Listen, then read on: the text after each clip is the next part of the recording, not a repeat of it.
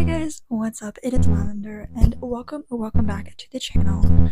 I told you guys and I promised you guys I would be coming back, and here I am. Today's video is going to be a little December reset plus a update video because I have some things that I would like to talk about. Doing like a book haul. I have some books that I've bought over the couple past months, as well as obviously the TBR monthly TBR video, because what's a reset without a TBR? And then I will have some journaling for you guys, and then an update where if you want to know what's to come on this channel, or if you want to know viewing to this channel moving forward, then you can skip to this lovely timestamp. But if you want to stick around for the whole video and whatnot, just continue watching. All of the books that I have got over the past couple months, it looks like a lot, I know, but considering I bought these over the past like couple months or weeks, I feel like it isn't too bad. But was actually from Target, and it is one of the Stephen King books. Now Stephen King does kind of scare me a little bit, not in the sense of scare me as in like freak me out, but scare me as in intimidate me. I've never read one of his books before because I just don't think I will be able to understand them. And I kind of think this book is one of those books where this needs to be something on my TBR and nothing else, because I literally like it's competing with ACOTAR and Harry Potter as how thick it is. That is Fairy Tale by Stephen King. I have no idea what this book is about. This has been on my TBR or on my list for a while. I don't know why. I don't know what it's about. I think I saw one of my classmates from high school read it or had it, and I was like, oh, that's interesting because it's a fairy tale, and that's the only thing I picked up. So I did in fact pick this up because it just said fairy tale on it, and I have no idea if it's actually gonna be good or not. The next book that I picked up is actually on my TBR for this month, and I did actually end up finishing it last night, and that is Brutal Prince by Sophie Lark. Now, one thing about me is, if Madison Kate says a book is good, or says it's fantastic or whatever, I will probably end up buying it. This book is I think one of the first books in the Brutal Birthright series. And I don't know if it's following, I think it's following like each of the brothers in each of the characters within the families, each of the brothers and sisters within the families, I think. But in this one, we basically follow Adia and Callum as they are kind of forced into a marriage because Adia was stupid and reckless and decided to not only steal something valuable from the Griffins, but also to set the library on fire. And because they didn't really think of any other better decision than for those two to get married. I'm not gonna say too much on this because this is on my TBR and I've already read it, but will I be continuing along with it because I wanted to see what happens in the next couple books? Yes, but I feel like this book is just a fun, goofy time. Like, it's nothing too serious, it doesn't need your attention span too much. And the only thing I have with this book is the fact that I wish we got more character development or more character kind of background than what we did get, because a lot of it was focused on romance, which I get it. It's a romance book. I get it. However, for me, with romances, I really like seeing why a certain character acts a certain way, because there's gotta be some reason that they act that way. And that really didn't get shown that much in this book. I would definitely recommend this. That was just one of my qualms with this book. The third book that I got is actually a part of a series that I read last month, and that is Killer Instinct by Jennifer Lynn Barnes. I read The Naturals by her in November, and I literally loved it so freaking much. I don't know, Jennifer Lynn Barnes, her writing style is just so freaking amazing and good. I don't know the way she writes love triangles, because oh my gosh. But basically, I think throughout each book we follow different characters in the series. So I think in this one we're following Dean, who is one of the naturals within the FBI program, who basically gets stereotyped with his dad because his dad is a serial killer, and because he grew up with his dad. He gets kind of stereotyped as a serial killer as well, even if that may or may not be true. And so I feel I'm really interested to see how he is, because in the first book, I really wasn't rooting for him all that much, just because he felt like one of those guys that's mysteriously like thinks the mystery is cool and acts so mysteriously like this and that towards something. Like I said, we follow Dean as, I guess, he like has some sort of case that is feels like it's very closely related to his father's cases, and trying to figure out and navigate that. So the first book, we were following Cassie, who was trying to navigate through a case that seemed eerily similar to her mother's case, and I feel like I feel like that's gonna happen all throughout this series. Is like we're gonna get different cases that are linked or that feel really close to one of the kids' kind of cases in the beginning, because there's got to be a reason why they're in this freaking FBI program to begin with. But overall, loved the series, so I had to pick up the second book, of course. Going along with that, I also then picked up her other series, that is the Inheritance Games, and I picked up the final book, which is The Final Gambit. I love this book so much. I'm really interested to see how they wrap the series up, because I think this is the last book in the trilogy, and then there's another spin-off trilogy about the brothers, I think. And I've been told that it's not the best, like it's good, but it's okay to like end at here. Like you don't have to continue reading if you don't want to. With this trilogy, we are following Avery Grahams as she is trying to figure out all these clues as to why Tobias Hawthorne, the most famous, I guess, millionaire or billionaire, I'm not really sure which one, in the world, leaves her with the entire estate as well as the entire inheritance, hence the Inheritance Games. And we did find out a lot of things in the second book, and so I'm really curious to see how it wraps up and what really happens. I'm also curious to see what happens with one of the brothers and Avery, because I think in the last book they kind of took a risk and I guess tried, or I guess they are dating or they're gonna date or something like that. I don't know, but it was kind of like at the end of the book, so I don't know. But after everything that Avery has gone through and the fact that she is like, I'm gonna take a risk, I'm gonna take a gigantic risk and just start being someone who I have not been since this happened. So I'm really curious to see how she takes this new like character development in this book. This book isn't technically a book that you would read like as a book, but because I am that person that if there's a book, I'm gonna buy it. As well as the fact that if there's Taylor Swift on the book cover, don't care what it is. It could be a freaking child's book for all I care. I'm gonna buy it, and that is Taylor Swift is Life: A Superfan's Guide to All Things We Love About Taylor Swift by Kathleen Pircon. I also just love a book that goes through her career and goes through her discography and kind of explains everything, because I just love hearing like what she was going through in this time period, what she was going through in this time, what she was going through when she wrote this album, and I really am interested to see that, as well as like more from like explaining the different Ville tracks and whatever.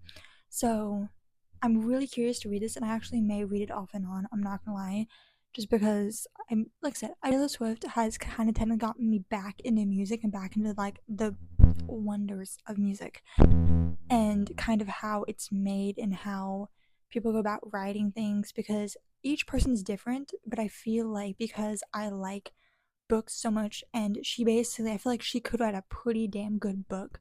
And the next book is in a series that I have been meaning to finish and been meaning to read again, and that is the Divergent series. I read Divergent I think a couple years ago, and I don't know if it's because I related to the character so much, or the main character so much, but I literally loved it so much. Next book I got is Insurgent, and I guess this follows one of the other factors within the world, because in the series we are basically following, I don't know who it is, I don't know what her name was, but the main character. We're basically following the main character, I guess.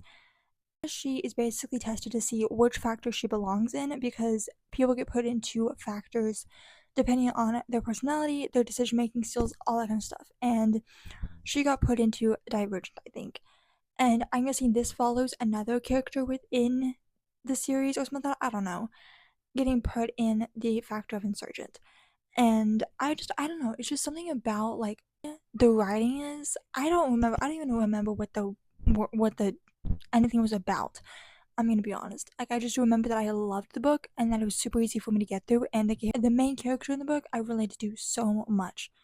But I'm super interested to get through this book, and I think this is actually also on my TBR for this month. And the last book, which is a book that I was not going to get until I saw until I saw someone on YouTube review it or hear about it, because I was very like, it looks cool, looks interesting, but I also don't know if it's like right up my alley or if it's something that I should just stay away from, and that is Immortal Dark by Taijus Gurma. I definitely am pronouncing that so wrong, but after seeing again Madison Gate's review on this book, I was like, nope, I gotta get it. Also because like the freaking special edition, I I'm words do not exist in my mouth apparently for this book. Like, this definitely is gonna be a book, even if I don't like the book at all. This is definitely gonna be a book that I display on my shelf because you're kidding. You're kidding. Like, that is literally my personality wrapped up in a freaking book on a hardcover. I am not technically sure what this book is about. I'm gonna be honest, I really just bought it based off how Madison Kate felt about it and what she was talking about. But apparently this, I guess, is following like two, like a vampire and a human or whatever, going through the dark academia kind of world. I'm not really sure what this book is about. I'm gonna be honest. Like, I only know vampires and humans. That's all I know. And like a dark academia setting, that is all I know. But the cover alone and the whole special edition of this is just like, yes, please.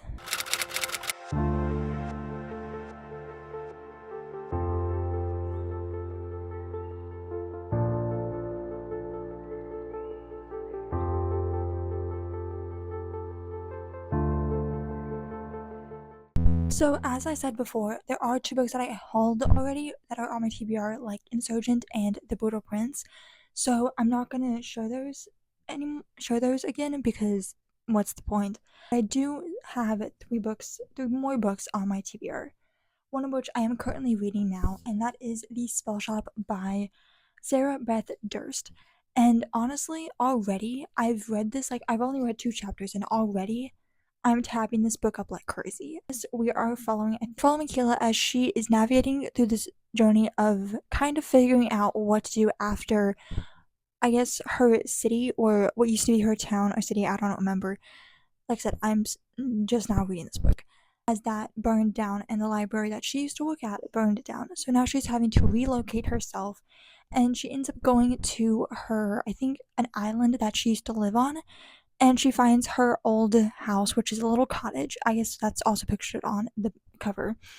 And in that, she basically figures out or tries to figure out how to make certain like jams and spells and just curate a bunch of magic. And it's a risky business, but it's one she's willing to take. And she has a best friend, Kaz, or I think it's Kaz, who is a magically created whatnot spider plant, and he is the cutest thing on the planet, I swear.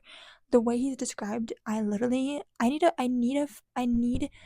someone like that in my life, like a little animal or something like that in my life that can talk, because I feel like my problems would all be solved with that. I'm not lying, like, I'm not even joking. I think that if that happened, I would be more mentally stable.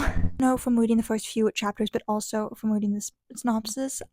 But this is kind of marketed as a cozy cottagecore fantasy, which I feel like I desperately need in the winter seasons, because seasonal depression is a thing, and I'm getting hit with it in waves. The next book I wasn't gonna add to my TBR at all because I was gonna actually instead just read Insurgent or whatever. But if I get to Insurgent, I get to it. I don't care. But after seeing the second book in the series being reviewed by Madison Kate in her little advanced copy, I desperately needed it. I desperately needed to read it, and that is Heartless Hunter, which is the first book in the Crimson Moth series. Now, this basically follows a witch and a witch hunter, and they go from enemies to lovers, basically. And if that's not enough, enough to intrigue you, it is also a dual POV, which is one way to get me to read the book 10 times faster, because I need to know what happened. I need to know what the other person's thinking after something happened, okay?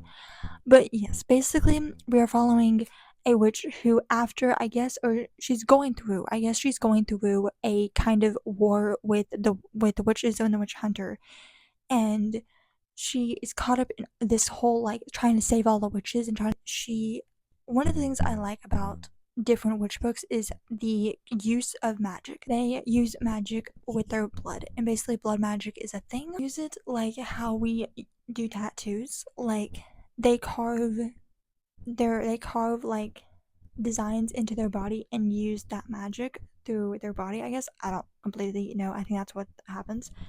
And basically she gets caught, and basically the witch hunter ends up getting caught up in a little thing, a little game with the witch, and shortly after they fall in love. So I honestly just I have to read this. I have to know what happens, because what do you mean this is an enemies to lovers and review with witches and witch hunters? Like, the last book is something that is a book that I have been meaning to read so long, because it has been raved about so much as being the best fantasy book since like ACOTAR or whatever, and that is Fourth Wing by Rebecca Euros. I do in fact have the special edition, holiday edition. Even though I have not read a single page or know anything about this, I do know that we are following Violet, who wants to go to some sort of quadrant, but her mom, who is a general in some sort of army or some sort of like training facility, she wants her to go train with the dragons to learn how to fight in a war, or some sort of war college, I guess. I don't know. I don't really know how to pronounce it, but I'll put it up on the screen, I guess, because I don't know how to pronounce it, and I'm not going to try to pronounce it. And she reluctantly goes to this college, and she ends up finding her love interest, which is Xaden. And I've heard so many wonderful, probably the reason why I'm gonna read this book in the first place, because like, you mean it's like the next book boyfriend besides Ryzen. And through that, she also has a friend who, let's just say, is one of those friends who is overprotective of you, because they don't want to see you hurt in the slightest. And I'm just curious to see how she goes through this whole like love interest situation with a friend who does not want to see her get hurt. And I just can imagine that Xaden is not the soft type, he's the dangerous type. So I'm really curious to see how that kind of relationship unfolds and what happens. That is all of my books on my TBR this month, and I'm super excited because I'm getting back into fantasy after reading a bunch of YA mysteries for a month and a bunch of little October-y spooky books. I am finally ready to get back into fantasy.